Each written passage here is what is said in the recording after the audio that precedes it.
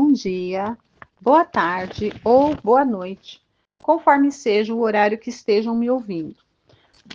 Dando sequência ao nosso estudo do livro Paulo Estevão, nós estamos aqui no capítulo 6, ante o Sinédrio, e já estamos aqui algumas semanas vendo todo o desenrolar do julgamento de Estevão por Paulo ali ante o Sinédrio. Vimos aí desde a semana passada, estamos num momento em que Estevão está fazendo ali sua defesa. Na verdade, a gente percebe aqui que não é a sua defesa, né? Na verdade, ele está em defesa dos ideais, ele está em defesa das ideias do Cristo, ele está defendendo ao Cristo e ao fato de que o Cristo é o Messias, que já veio, que até então estão ali aguardando, os judeus da época estão aguardando a vinda do Messias, né? E ele está garantindo, não, o Messias já veio, é Jesus, a quem Saulo não admite, porque ele fala como que o Messias pode ser um simples carpinteiro, ele acha inconcebível, né? Isso daí. E Estevão está ali expondo seus motivos. O que ele faz?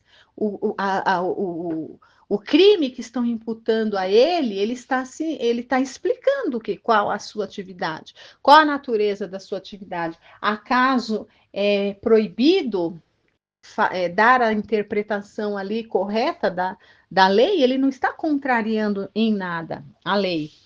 Na verdade, ele está enxergando a lei sob um ponto de vista que Saulo ainda não conhece. Por isso que a gente vê o quanto ele fica irritado, porque ele não consegue debater com Estevão. E ele também não consegue sentir aquela paz imperturbável, aquela serenidade. Ele não entende. Saulo não consegue entender como isso é possível, né? E diante da situação dele não ter argumentos, porque Estevão, muito habilmente, ele expõe, mas ele não expõe coisas diferentes, ao contrário do que está sendo imputado a ele, que ele pratica sortilégios, que ele é um subversor da lei, né? Na verdade, ele se defende ali, ele expondo a lei, o que deixa Saulo mais intrigado ainda. Por quê? Porque, de fato, ele demonstra um conhecimento da lei de Moisés ímpar, né? Ele conhece tanto quanto Saulo, que é um doutor da lei, é o futuro presidente do Sinédrio ali, né? O candidato natural a substituir um mestre máximo ali do Sinédrio, que é o Gamaliel, né? E com todo esse conhecimento que ele tem, ele não consegue entender os argumentos de Estevão, porque quando Estevão vai falar de Jesus, ele não está falando quando ele vai citar suas fontes ali das obras do Messias, da previsão da vida do Messias, como reconhecer o Messias, ele usa como fonte mesmo, vamos dizer assim, uma fonte de pesquisa, né, resposta para embasar como fonte de embasamento, a própria lei de Moisés. O livro de Isaías todinho descreve das características do Messias. E ele simplesmente fala, olha, pessoa, né, um ser que preenche todas essas características que falam que virá como Messias, já veio. É Jesus Cristo. É Jesus, né, na verdade. E Saulo acha aquilo um absurdo, porque como ele não conhece Jesus, né, ainda, ele acha um absurdo que o Messias viria como um simples carpinteiro. Aí é que ele acha que está a heresia, né? O orgulho jamais conceberia que o Messias viesse ali na figura de um homem simples, de um simples carpinteiro. Então ele não consegue conceber isso daí. E estamos nessa parte da defesa em que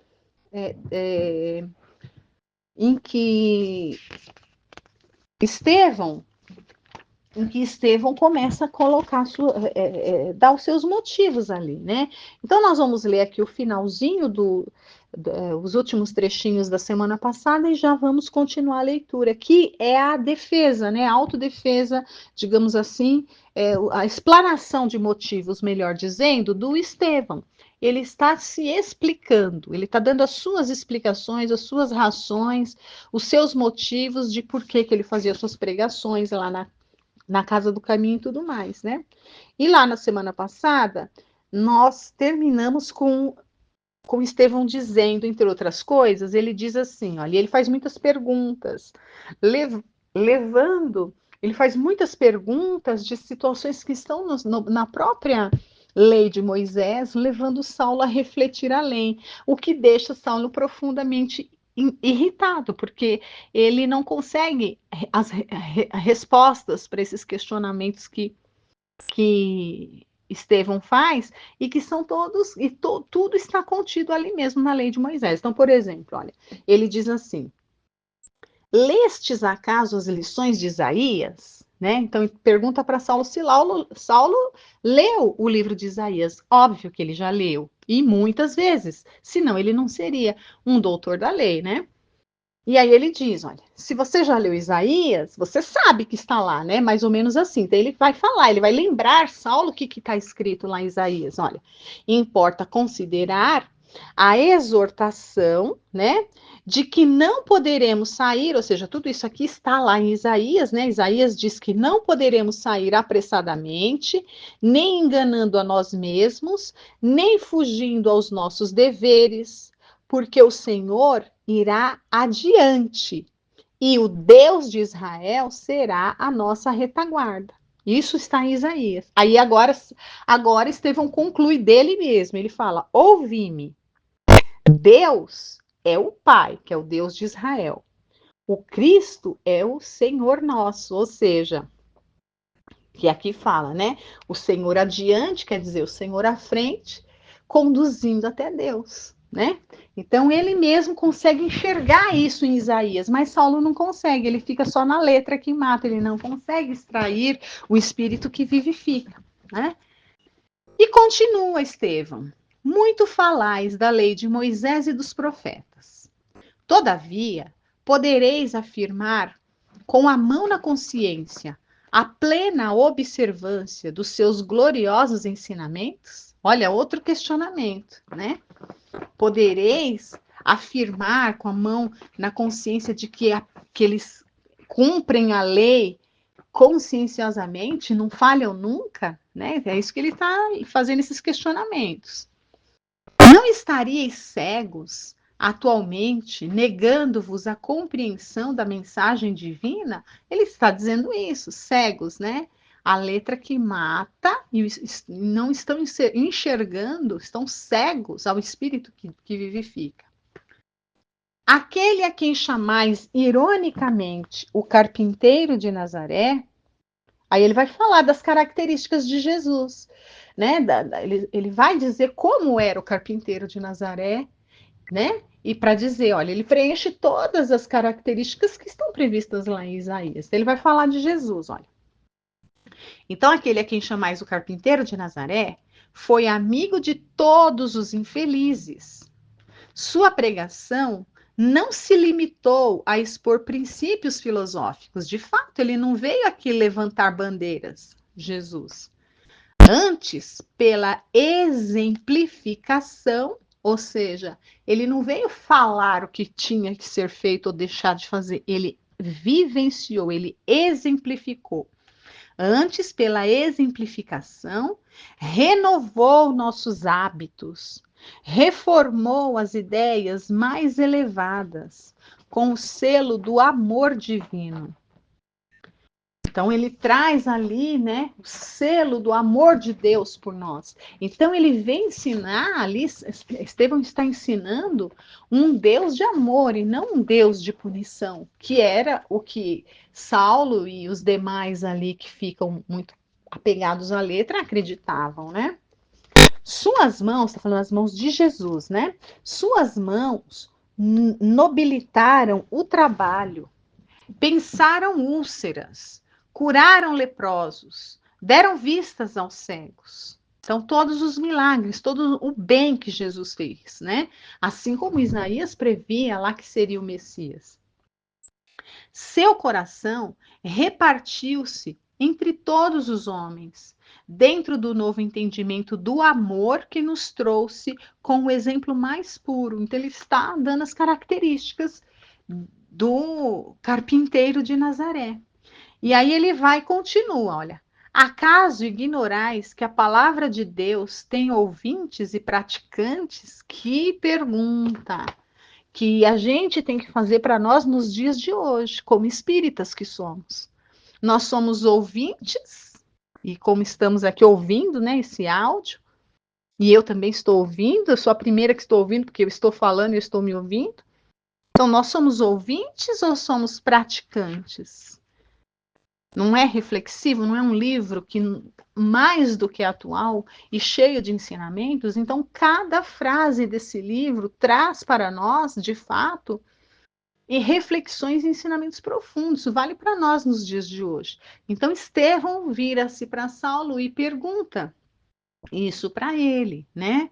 Acaso ignorais que a palavra de Deus tem ouvintes e praticantes, né?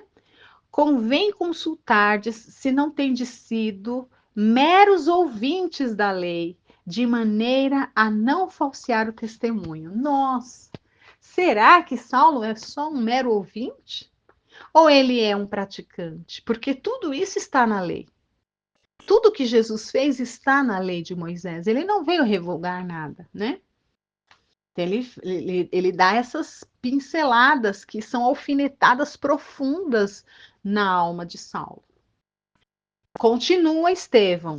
Jerusalém não me parece o santuário de tradições da fé que conheci por informações de meus pais, desde criança. Atualmente dá a impressão de um grande bazar onde se vendem as coisas sagradas. Então ele já estava com uma impressão muito ruim de como que se comercializava a religião ali. Não era um artigo ali de a religião, né, o estudo, o templo, Jerusalém ali. Ele que veio de uma família judaica, que estudava, que servia a Deus de verdade, de entrega, de coração, de entendimento, é muito diferente o que ele estava vendo ali, toda aquela pompa, tudo que se afastava, né, daquela simplicidade que ele aprendia em sua casa, nos seus estudos familiares ali. E ele percebe que ali eram muito interesses, né? Muito interesses, muita. Como que eu posso dizer assim? Muita ostentação, né? Muito orgulho, muito orgulho de casta, de raça, de condição social, de diferenciação. Era isso que ele via ali, muito diferente daquela simplicidade pura do que ele aprendia quando ele era criança, como ele diz aqui. E eu vou abrir um parênteses agora, muito interessante, porque esse livro é um livro que realmente nos traz margens a muitas reflexões, e foi uma reflexão que eu passou, mas ali dos primeiros capítulos do livro, sobretudo do primeiro, segundo e terceiro capítulos do livro, em que antes do incêndio ali, mesmo depois do incêndio que o pai do Estevão e da Abigail, né, do Gesiel e de Abigail, antes mesmo ali, a vida pacata que eles viviam e tudo mais, os primeiros capítulos desse livro, né, faz referência, muitas referências, a um personagem importantíssimo que quando a gente vai lendo, a gente se recorda de uma passagem que tem no Evangelho que fala que existem muitos espíritos desconhecidos dos homens, mas muito conhecidos de Deus.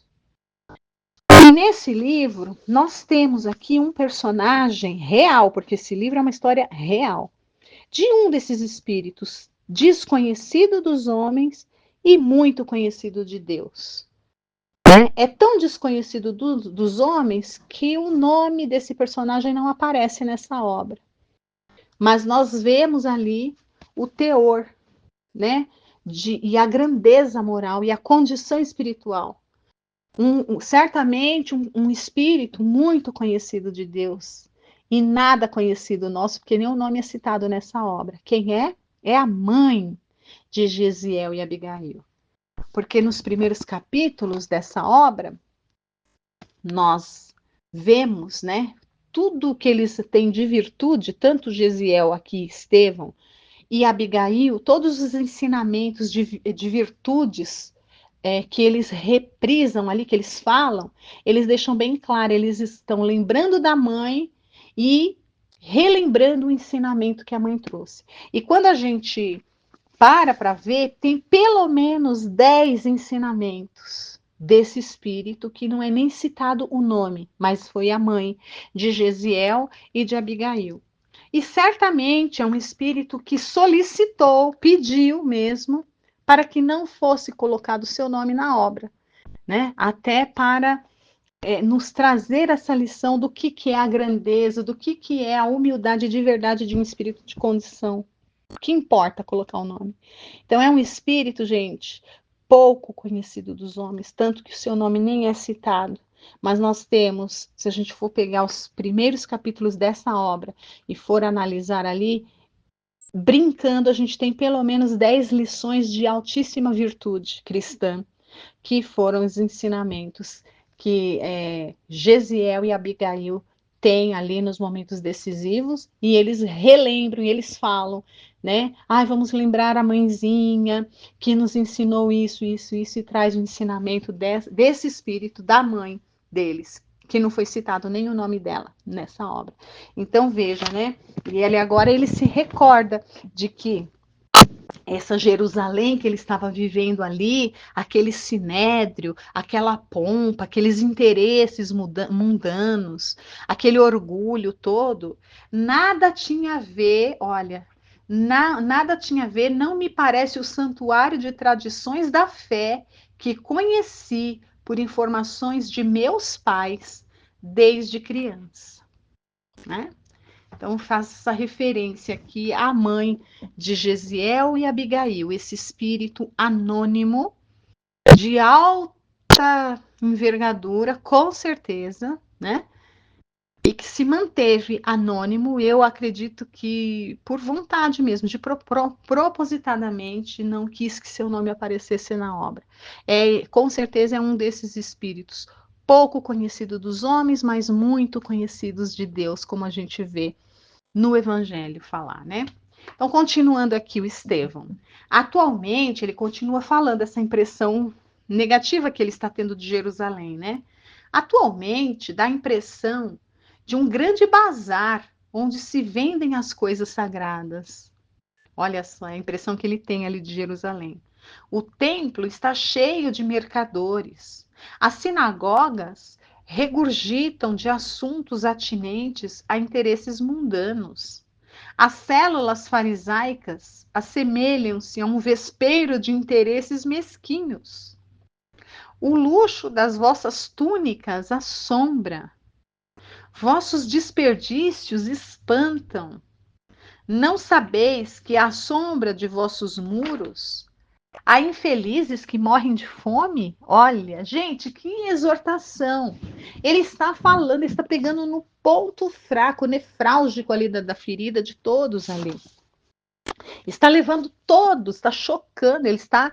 É uma provocação imensa isso que ele está fazendo. Não é uma provocação no sentido de um. Como que eu posso dizer, de querer, ele está pegando no ponto nefrálgico de todos ali para levar eles a refletir, né? Ele não está provocando por provocar, por arrumar briga, não é isso. Está levando todo mundo a refletir, fazer uma autoanálise. E o que Estevão está fazendo aqui nada mais é provocando para que todos ali possam fazer uma autoanálise mesmo, refletir sobre suas condutas, né? Se são ou não são compatíveis a homens que dizem que servem a Deus, né? E ele continua, olha, venho dos subúrbios onde se concentra grande parte de nossas misérias. Falais de Moisés e dos profetas, repito. Acreditais que os antepassados veneráveis mercadejassem com os bens de Deus? Então, ele está falando ali dos antepassados, aqueles que não tinham se corrompido ainda, né? O grande legislador, quer dizer, Moisés, viveu entre experiências terríveis e dolorosas. Jeremias, que é um profeta, né? Jeremias conheceu longas noites de angústias a trabalhar pela intangibilidade do nosso patrimônio religioso, entre as perdições de Babilônia. Amós também era outro profeta. Era pobre pastor, filho do trabalho e da humildade. Elias, esse que nós conhecemos tanto, né? Elias, outro profeta, sofreu toda sorte de perseguições, compelido a recolher-se ao deserto, tendo só lágrimas como preço do seu iluminismo. Esdras, outro profeta, foi modelo de sacrifício pela paz dos seus compatriotas. Ezequiel foi condenado à morte por haver proclamado a verdade. Olha o que ele está trazendo. Todos os profetas que falavam de Deus foram todos perseguidos. Tem até a parábola, né, que fala ali da festa de núpcias, né? Vieram os segundos convidados aí e mataram a todos. Os profetas, né? Olha, Ezequiel foi condenado à morte por haver proclamado a verdade. Daniel, outro profeta, curtiu as infinitas amarguras do cativeiro. Mencionais os nossos heróicos instrutores do passado tão só para justificar o gozo egoístico da vida? Olha o que ele está provocando. Ele está falando, todos os profetas ali foram mortos e perseguidos. Por quê? Porque faziam diferente do que vocês estão fazendo. E olha o que vocês estão. Por que vocês consagram tanto os profetas se vocês, em suas atitudes, perseguem aqueles que agem de modo semelhante? Aí então ele faz perguntas, tá vendo? Olha. Mencionais os nossos heróicos instrutores do passado, tão só para justificar o gozo egoístico da vida? Onde guardais a fé? No conforto ocioso ou no trabalho produtivo? Né? Ou seja, é só falar que tem fé e ficar na ociosidade? Ou trabalhar e tentar fazer, seguir o exemplo deles e fazer o que eles faziam? Né? Na bolsa do mundo ou no coração, que é o templo divino? Incentivais a revolta e quereis a paz? Olha, quantas exortações. Explorais o próximo e falais de amor a Deus? Não vos lembrais de que o Eterno não pode aceitar o louvor dos lábios quando o coração da criatura permanece dele distante? Quantas questões! Tudo isso ele está fazendo perguntas que estão deixando todos ali de boca aberta, porque ele está levando todo mundo a perceber, nossa, como somos hipócritas. Pelo menos, se eles forem responder sinceramente, eles vão se reconhecer como hipócritas, né? E isso vale para nós, tá? Para nós.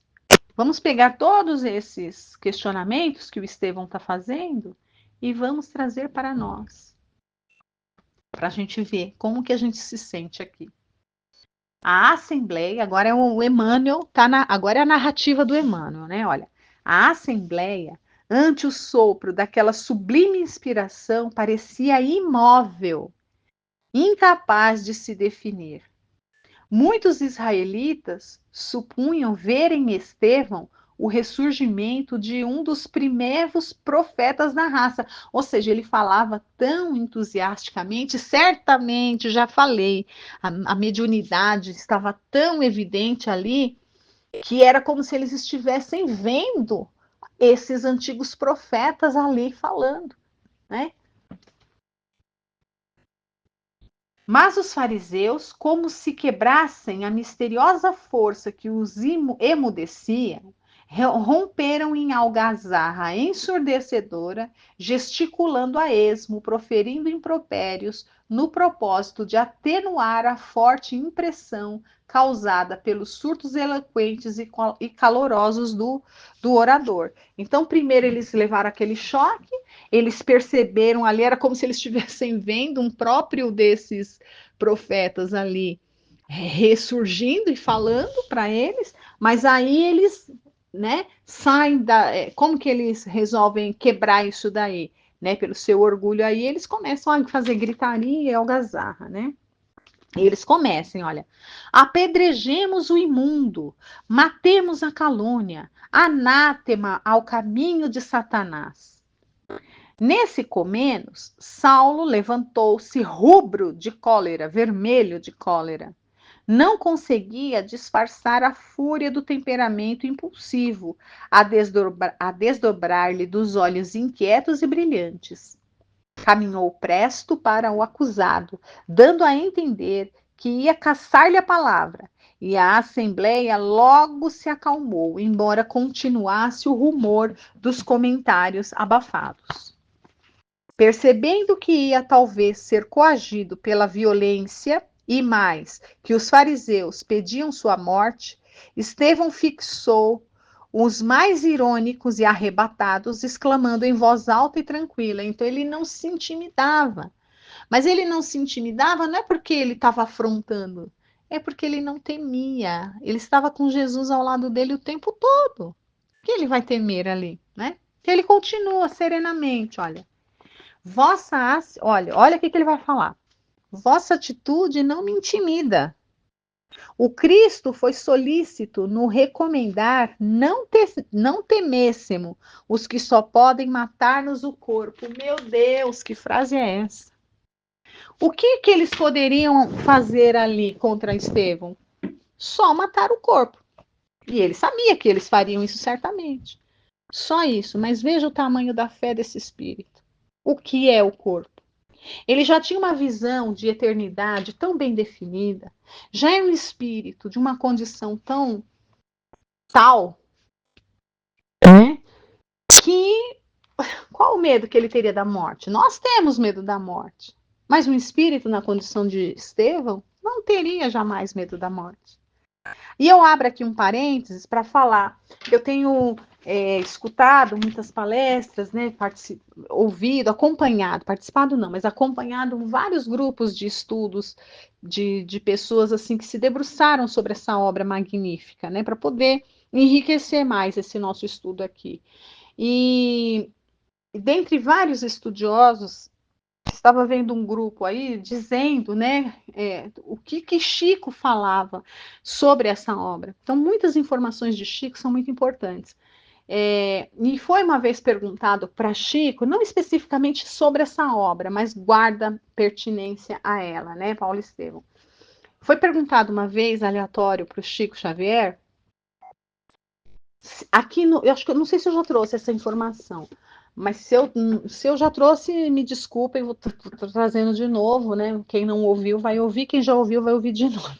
Foi perguntado uma vez para o Chico, aqui no nosso planeta Terra, na hierarquia dos espíritos, né?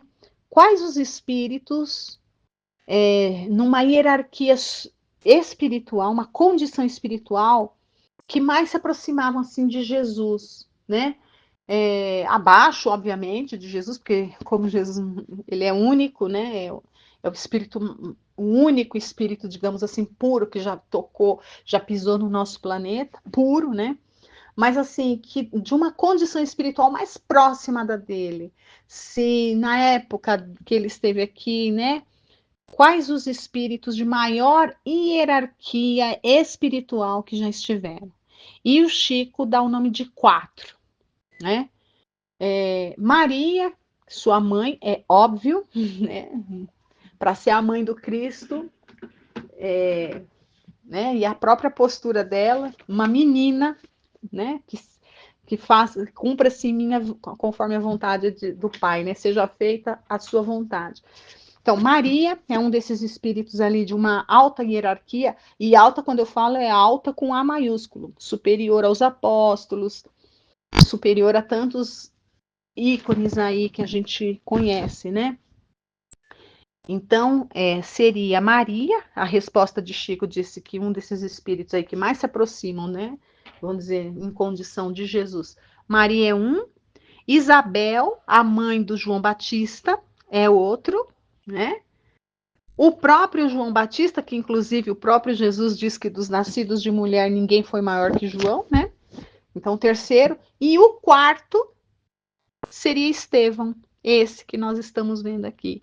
E ele também é quase que esquecido dos homens, né? Não se tem muitas informações sobre Estevão.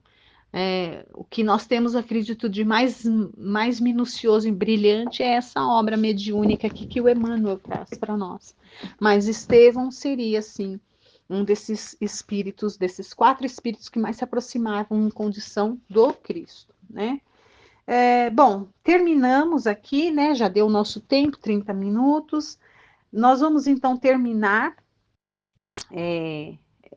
por hoje, né? Espero que estejam gostando. Nós continuaremos então essa leitura e essas reflexões na próxima semana.